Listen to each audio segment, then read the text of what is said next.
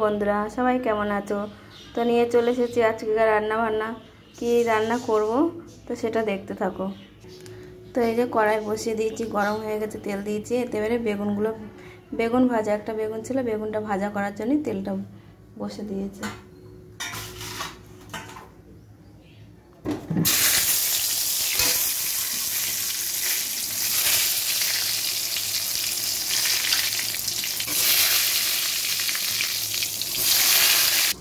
আর এই যে দেখো সয়াবিন ভিজিয়ে দিয়েছি গরম জলে, কি সুন্দর ভিজে গেছে। ছোটো ছোটো সয়াবিন খেতে কি দারুণ লাগে গো, ছোটো ছোটো সয়াবিন।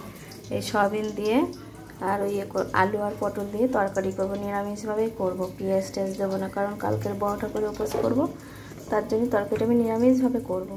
তো দেখতে থাকো আমি কেমন করে করি নিরামিষভাবে। পটল আলু দিয়ে সয়াবিন দিয়ে তরকারি। মশলার জন্য এই যে আদা, কাঁচা লঙ্কা আর গোটা জিরে দেবো। তো এই যে মশলা, এর মধ্যে 4টে আমি শুকনো লঙ্কা দিয়ে দিলাম। এটা হলো সয়াবিনের তরকারির মশলা, এতে আর অন্য কোনো মশলা দেবো না। তো এই যে বেগুনগুলো ভেজে নিয়েছি, তার সাথে একটা শুকনো লঙ্কা ভেজে নিয়েছি খাওয়ার জন্য। আর এই যে কড়াইতে এবার দিয়ে দেবো, আলুগুলো দিয়ে দেবো ভাজার জন্য। আলুগুলো আগে তো ভেজে তুলে নেবো লাল লাল করে, তারপর সয়াবিন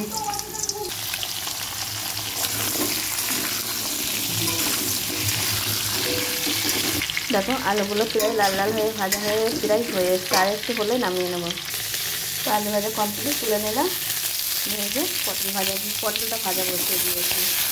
পটলগুলো একটু লাল লাল করে ভেজে নিই, তারপরে একটু সয়াবিনগুলো লাল লাল করে ভেজে নিই। নিরামিষ হিসাবে করছি তো একটু ভালো করে ভেজে ভেজে নিয়ে করলে তরকারিটা খেতে ভালোই টেস্টটা লাগবে। তো দেখো এরকম দেখতে থাকো। তো এই যে পটলগুলো ভাজা হয়ে গেছে কমপ্লিট, এবার তুলে নেব। তো এই যে সয়াবিনগুলো দিয়ে দিয়েছি, অল্প একটু তেল দিয়ে সয়াবিনগুলো একটু লাল লাল করে ভেজে নেবো, তাহলে না সয়াবিনটা খেতে টেস্ট লাগে। এরকম করে পটল আলু দিয়ে সয়াবিনের তরকারি কে কে করো কমেন্ট করে জানিও। আর আমার রান্নাটা কেমন হচ্ছে সবাই কমেন্ট করে জানাবে। তো দেখতে থাকো তরকারিটা কীভাবে পুরো কমপ্লিট করি। সয়াবিনটা আমার ভাজা কমপ্লিট, এবার আমি তুলে নেব। ফোড়নে দারচিনি, লবঙ্গ, তেজপাতা ফোড়ন দিয়েছি, দিয়ে মশলাটা ঢেলে দিয়েছি। নুন দিয়ে দিলাম, নুন দিয়ে দিয়েছি, ভালো করে নুন হলুদ দিয়ে মশলাটা করে নিচ্ছি। করার পরে মশলাটা কষা হয়ে গেলে ভেজে রাখা সবজিগুলোতে দিয়ে দেবো। আলুগুলো দিয়ে দিচ্ছি, মশলার সাথে আলুগুলো দিয়ে দিয়েছি, একটু কষে নিই, তাহলে আলুটা আর একটু সিদ্ধ হয়ে যাবে। মশলার মধ্যে আমি একটু অল্প চিনিও দিয়ে দিয়েছিলাম, তোমরা চাইলেও দিতে পারো, না চাইলেও দিতে পারো, কিন্তু একটু দিলে তরকারির স্বাদটা একটু ভালো হয়। বলে সবাই তরকারির স্বাদ আছে একটু চিনি দিলে হালকা, তো আমি একটু দিলাম।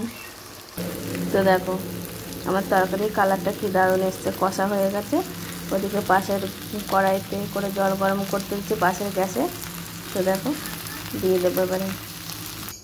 তো দেখো আমি জলটা দিয়ে দিয়েছি, গরম জলটা।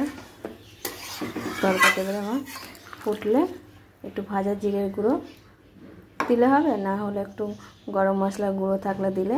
তরকারিটা একটু গরম মশলা, নিরামিষ তো গরম মশলা দিলে খেতে বেশ ভালো। আলু টালু সব সিদ্ধ হয়ে এসছে প্রায় মশলার সাথে কষার জন্য।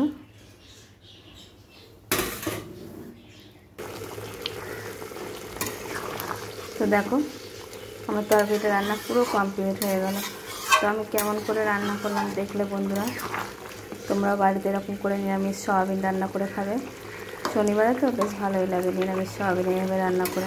অন্য ডাল তরকারির থেকে না শনিবার দিনকে এরকম নিরামিষ সয়াবিন খেতে খুব ভালো লাগে। আমি হচ্ছে নিরামিষ করেই রান্না করেছি। তো কেমন হলো আমার এই সয়াবিন রান্নাটা কমেন্ট করে জানাবে। আমার তরকারিটা কমপ্লিট হয়ে গেল, দেখে তো মনে হচ্ছে দারুণ হয়েছে, জানি না এখন খেতে কেমন হবে। তো আমার ভিডিওটা এই পর্যন্ত ছিল, সবাই ভালো থাকবে। আর হ্যাঁ, ওদিকে ভাত ডাল আলু ভাজা হয়েছে, সব আটা তুললাম না, ভিডিওটা বড় হয়ে গেছে এমনি তরকারিটা করতে করতে। ভালো লাগলে একটু লাইক কমেন্ট শেয়ার করে দিও। সবাই ভালো থেকো, সুস্থ থেকো। সবাইকে জানাই শুভ দুপুরের অনেক অনেক অনেক শুভেচ্ছা রইল সকল বন্ধুদের জন্য। সবাই ভালো থাকবে, টাটা।